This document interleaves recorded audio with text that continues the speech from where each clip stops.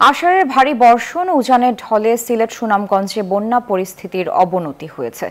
দুর্গত এলাকায় চলছে ত্রাণের জন্য হাহাকার। এদিকে ফেনীতে বাঁধ ভেঙে লোকালয়ে ঢুকছে পানি, প্লাবিত হয়েছে নিম্নাঞ্চল।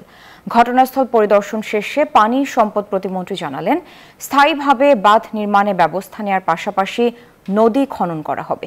সুনামগঞ্জে সুরমা নদীতে নৌকা ডুবে মামে সহ ৩ জন নিখোঁজ। প্রতিনিধিদের তথ্য ছবিতে ডেস্ক রিপোর্ট। বাঁধ ভেঙে লোকালয়ে ঢুকছে বানের জল, ডুবছে গ্রামের পর গ্রাম।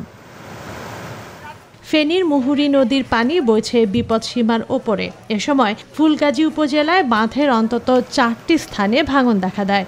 এতে উত্তর ও দক্ষিণ দৌলতপুর, বৈরাকপুর সহ ডুবেছে 10টি গ্রাম। পানিবন্দী হয়ে পড়েছে প্রায় 30,000 মানুষ। এমন পরিস্থিতিতে মঙ্গলবারের এইচএসসি পরীক্ষা স্থগিত করা হয়।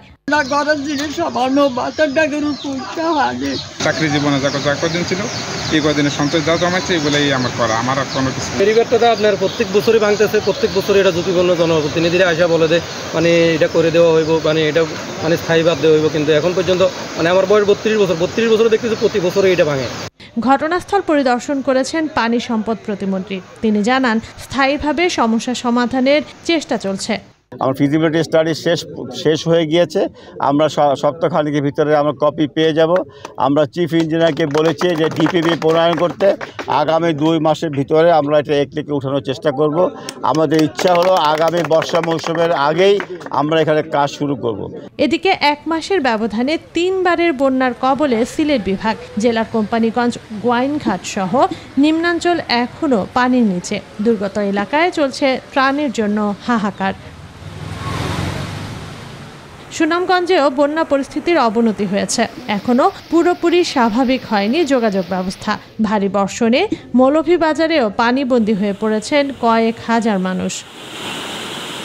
উজানের ঢলে ডুবে গেছে শেরপুরের ঝিনাইগাতি ও নালিতাবাড়ী উপজেলার নিম্নাঞ্চল। এতে পানিবন্দী হয়ে পড়েছেন কয়েকটি গ্রামের বাসিন্দারা।